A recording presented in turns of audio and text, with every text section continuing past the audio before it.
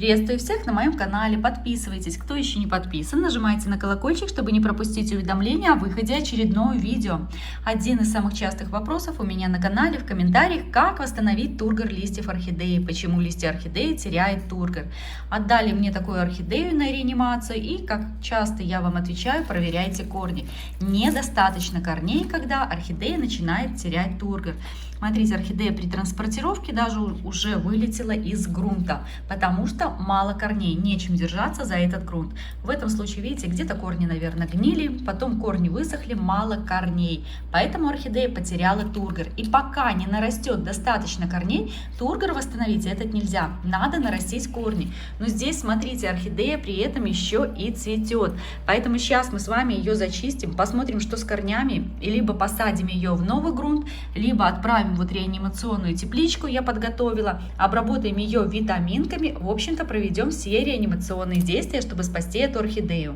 Давайте в первую очередь с вами обрежем цветонос. В любом случае орхидея его не вытянет, цветочки уже где-то подвяли, поэтому обрезаю вот так цветонос. Место среза можно обработать перекисью. Проставим мне перекись, сколько здесь процентов, потому что у меня кто-то спрашивал, сколько процентов должна быть эта перекись. 3% у меня эта перекись. Так, капельку буквально. Все, она обеззараживает. Видите, вот немножко лежит, сейчас она впитается, может пошипеть, если будет грязное место, которое вы обрабатываете, может не шипеть. Далее, смотрите, лист, пожелтел лист. Скорее всего, орхидея с него просто потянула питательные вещества. Видите, он сохнет, желтеет. Поэтому далее мы с вами просто снимем лист с этой орхидеи. Разделю на половинку. Так, там, где есть корни, буду делить на большее количество этот лист для того, чтобы не повредить корни. Вот смотрите, видите, здесь идут корешки, и снять лист так просто не получится. Просто обрежу его, чтобы он не был такой длинный. Еще раз разделяю. Так. И вот обойти мне нужно вот этот корень. Тут спокойно я сниму, а здесь вот видите этот корешок. Возле корня можно еще раз разделить. Так. Делаем аккуратно. Вот. Какая цель у меня? Снять лист вокруг этого корня и при этом его вот не повредить.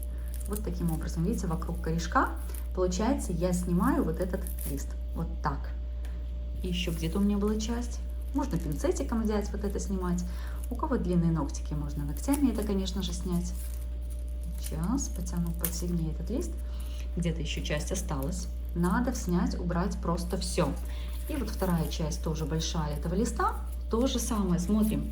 Видите, сквозь лист пророс корень.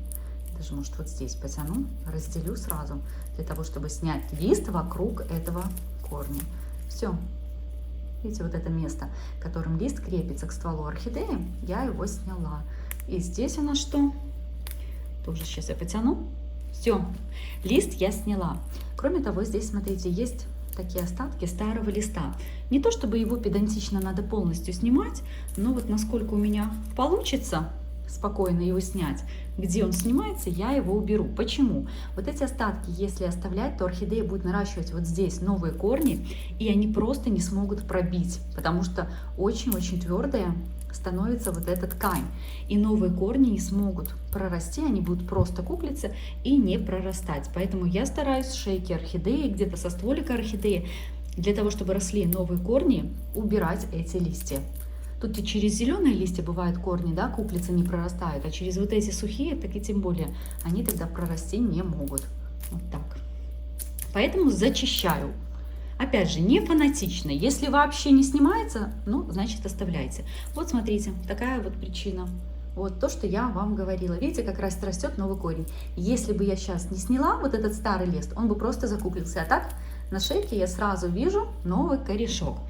Вот что у нас осталось с вами по факту на данный момент. Так, вот еще я вижу, это остаток листа. Убираю. Дальше нам надо зачистить эту орхидею от старых корней, для того, чтобы мы смогли оценить реальную картину, сколько у нее корней на этих 3 листа. Полностью сухой снимаю от шейки. Вот полностью сухой. Тоже вырезать стараюсь полностью. Так как корни сухие, я обрезаю по сухой ткани, поэтому место среза не обрабатываю. Если бы я срезала до живой ткани, то, конечно, место среза я бы обрабатывала. Вот здесь тоже обрезаем. Видите, кора где-то прилипла. Чтобы не повреждать живой корешок, ничего не делаю. Пусть остается этот кусочек коры. Если поставлю в воду корнями, то, конечно, вот эта кора тогда сможет легко отсоединиться. Смотрю, верхний корень. Есть здесь что-то живое? Да, по-моему, здесь есть живая ткань. Поэтому обрезаем до живой ткани. И вот так, видите, выглядит. Вместо среза в таком случае я обрабатываю перекисью. Буквально капельку. Этого будет достаточно. Вот корешок идет, идет, идет. Обрежу до живой ткани. Даже она не живая, знаете, черная, сухая. Вот теперь живая ткань. А там была сухая ткань, черная. Все. Вот эти корни, конечно, сам корень, вот этот в длину уже расти не пойдет, но на нем могут пойти боковые расти корни. Такая ситуация достаточно часто, когда орхидея так наращивает корни, восстанавливается, поэтому оставляю. Вот здесь смотрю, что есть. Понятно, что корней мало, поэтому я пытаюсь максимально оставить количество корней. Обрезаем. Живая ткань, значит, что-то может быть. Если ткань живая, видите, зашипела, то все еще может быть не так все плохо. Вот если полностью сухой корень, то понятно, оживить мертвое мы с вами не сможем. Почему еще и обрезаете сухие кончики? Если мы с вами посадим эту орхидею в грунт и оставим сухие корни, где-то будет попадать влага, и они могут подгнивать. Даже если не пойдут гнить сами корни, то в грунте могут заводиться разные мошки, которые будут идти на разложение вот этих сухих гнилых корней. Поэтому все сухие кончики ненужное мы с вами убираем, для того, чтобы не повреждать потом грунт. Я вижу, что у меня есть достаточно такой длинный кусок сухой шейки, который можно просто обрезать. Такая длинная шейка, сухая нам тоже не нужна. Поэтому, оп, и видите, она даже не живая, эта ткань, здесь все сухое. Опять же, хотела обрезать до живой ткани, но посмотрим сейчас. Вот, все, теперь я вижу кусочек живой ткани. Где-то еще получится у меня что-то зачистить. Так, живую ткань эту обрабатываю, и она у меня подсохнет, потому что орхидею, вот эту все-таки, этих 3 листа, посмотрите на эти корни, я буду ставить не в тепличку листьями вниз, либо корнями, да, наращивать корни. Я посажу просто в маленький стаканчик. А пока буду готовить стаканчик вместе с вами, вот я специально выжигатель по дереву взяла, чтобы показать вам, как готовлю маленькие стаканчики. Для посадки орхидей именно ключевое с маленьким количеством корней я это делаю. Эту орхидею я помещаю вот в такую глубокую емкость. Здесь у меня пол-литра воды. Приготовим с вами витамины для этой орхидеи. Будем ее питать по листу. Хотелось бы мне, конечно, и корни эти напоить, но так как я их обрезала, есть вот эта вот живая ткань, то этого делать сегодня мне нельзя. Так, я вижу, еще один сухой обрезала, вот как раз. Поэтому буду эту орхидею поить, буду давать ей витамины по листу, именно в этом случае. Смотрите, сюда мы будем с вами добавлять янтарную кислоту. На литр воды идет 1,5 мл этого препарата. Я взяла пол-литра. Понятно, мне так много не надо. На пол-литра. Получается, мы с вами берем сколько? 0,75. Шприц инсулиновый лучше всего использовать. Здесь мелкое деление. Но смотрите, когда инсулиновый шприц, чтобы там была вот эта градация именно в миллилитрах шла, а не в других единицах. Ну, в аптеке просто обратите на это внимание. Они показывают. Все, выливаю этот янтарин жидкий. Если нет вот такого жидкого янтарина, просто таблетки янтарной кислоты из аптеки. 1 таблетка на литр воды. На пол-литра, следовательно, пол таблетки. Единственное, разводите в теплой воде и хорошенечко, мелко-мелко ее надо сначала растолочь и перемешать. Понятно, что жидкие препараты намного быстрее растворяются, удобнее применять. Мне очень нравится, поэтому я использую вот жидкий янтарин, вот такой. Развела. Если нету янтарина, нет янтарной кислоты, можно просто развести комплексное удобрение. Почитайте по инструкции, как разводится на литр, пол-литра комплексное удобрение, и разведите. Смотрите, помещаю листьями вниз, где у меня тут листочки, чтобы 3 листа одновременно хочу напитывались. Вот так. Все, орхидея будет так напитываться. Одновременно шейка орхидеи, которую мы с вами подрезали, видите, она будет подсыхать, кончики будут подсыхать. Орхидея, смотрите, получает витаминки, питание и одновременно влагу. А мы с вами ее отставляем и подготовим пока стаканчик. Смотрите, здесь на дне, понятное дело, есть вот эти дырочки. Но корней вы видели мало. Корни заполнят где-то вот этот стакан вот так. Вот эта часть, где не будет корней, будет очень плохо просыхать. Здесь будет стоять влага. И получится ситуация, что здесь постоянно влажный грунт, а здесь он моментально просыхает. Плюс потом могут подгнивать корни, которые сюда дорастут. Поэтому именно в таком случае, когда я сажаю орхидеи, я делаю дырочки. Я использую просто детский выжигатель, продается в магазине, где продаются детские игрушки для детей. Выжигатель по дереву, это у меня сыну кто-то подарил. Такой у меня есть выжигатель по дереву, точнее у него. А я периодически использую, чтобы делать в горшках дырки. Даже в этом горшке пластиковом. Здесь хороший такой толстый пластик, тоже отлично делает дырочки. Ну что, нагрелось. И дальше пошли. Моментально, оп, видите, как дырочки быстро делаются. Можно по кругу, хотите круглые, какие угодно делайте. Вот. Очень быстро, удобно. Такой женский вариант. Так, и ребенку есть средства выжигать по дереву, позаниматься, поучиться. И нам, мамам, удобно делать в горшках дырки. Девочки, лайфхак, кому надо, пользуйтесь.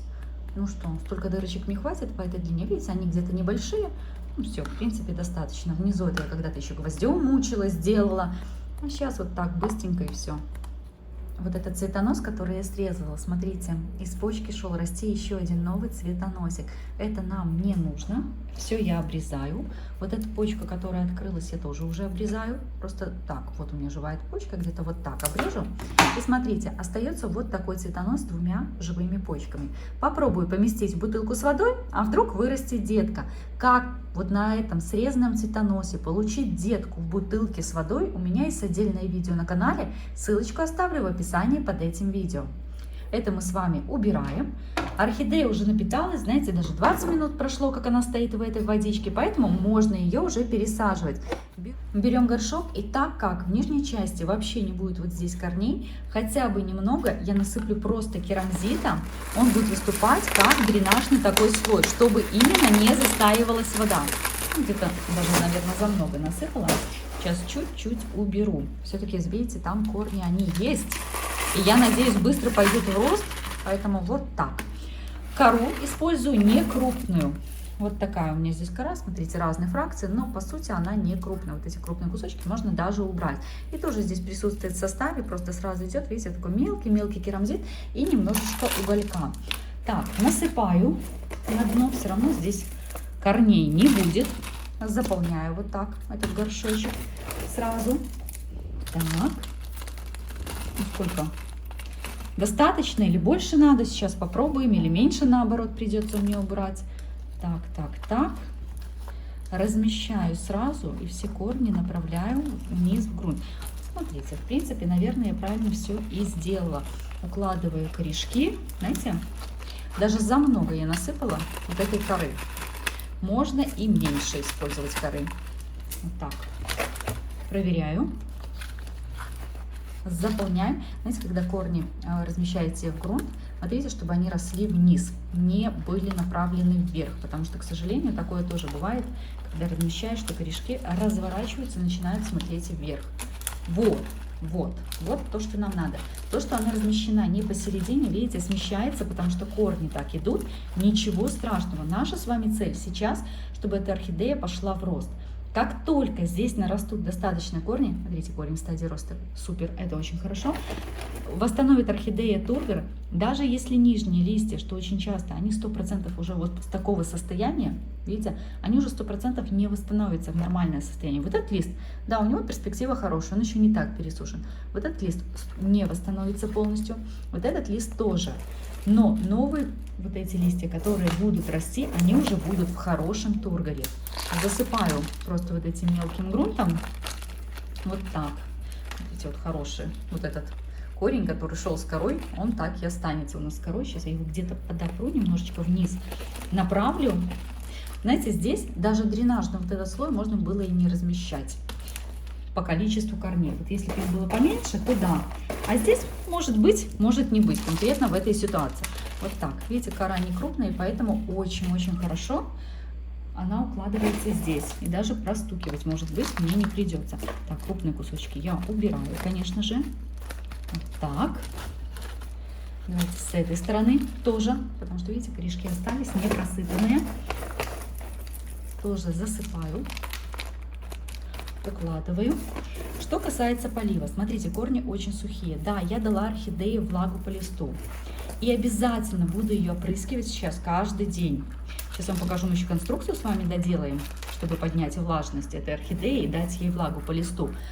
Но в любом случае, через сутки, может быть не завтра уже вечером, а послезавтра утром, я эту орхидею обязательно полью.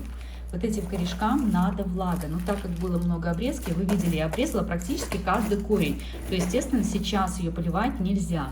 Буду смотреть послезавтра, так это точно, я ее уже пролью. Вот так немножко размещаю.